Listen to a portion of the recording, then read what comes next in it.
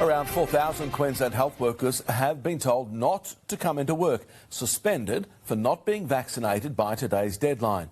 It comes as Queensland this afternoon approaches 78% of the population with at least one jab. Reporter Tim Avia with more. Another day of zero community cases here in Queensland, with just one detected in hotel quarantine, giving the government another day to push their vaccination message.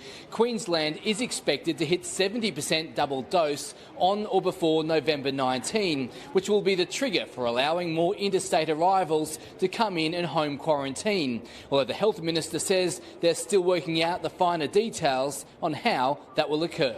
We're working through that. Certainly it will continue standalone residences, some detached arrangements such as townhouses where there is direct access and they're not having to go through corridors and common areas to access their homes. It is expected will continue that arrangement under the 70% rule.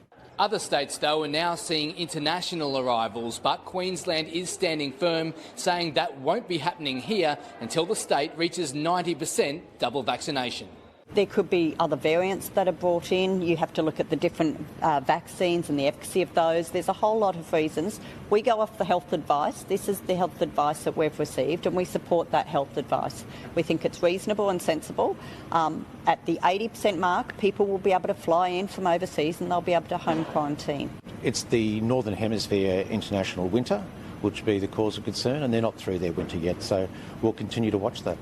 As mentioned earlier, it's one of the reasons we are still more concerned about international arrivals. Today was also D-Day for thousands of Queensland health workers who've so far refused to get vaccinated. 7,000 are yet to receive a shot. Yvette Darth says of those, around 3,000 are on long-term leave, such as mat leave. But as of today, there are now 4,000 workers who are now being stood down from our already struggling